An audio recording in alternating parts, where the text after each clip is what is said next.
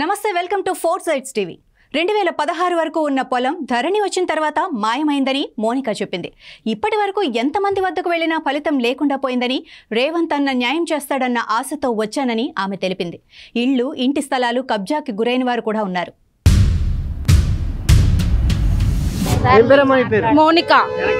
మోనికా మాది 2016 వరకు పొలం ఉంది. 2000 కొత్తగా పాస్బుక్ ధరణి వచ్చిన తర్వాత మిస్ అయింది పొలం.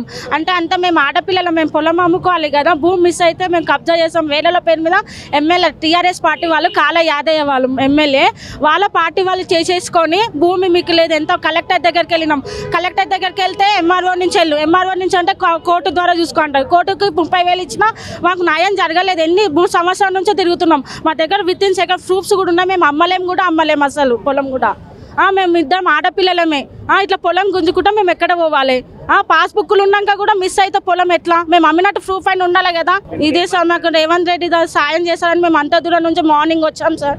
మాకు ఇదే న్యాయం జరగాలని మేము కోరుకుంటున్నాం. మేము కష్టం చేసుకున్న బతకాలని అంటే మేము పొలం చేసుకోవాలి కదా.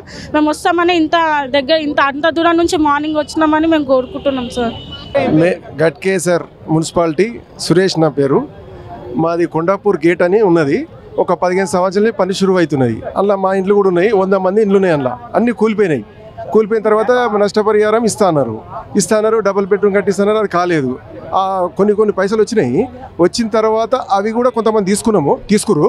మిగతా ఏం చేశారంటే ఆర్టీఓ గారు సగం కోట్ల సిలిండర్ చేసేసారు. ఆ పైసలని అవి మాకు ఇప్పియాలి. ఒకటి ఎక్కువ ఇప్పిస్తారా రేవంత్ అన్న, ఎక్కువ ఇప్పిస్తాడా తక్కువ ఇప్పిస్తాడా, కానీ అవి కోర్టు నుంచి మాకు అన్ని పైసలు 100 మందికి ఇప్పించగలరని మేము వచ్చినాము. దయచేసి ఆ 100 మందికి ఆ పైసలన్నీ ఇప్పించి తర్వాత ఎక్కువ ఇస్తాడా, డబుల్ బెడ్రూమ్ కట్టిస్తాడా ఆయన దయ.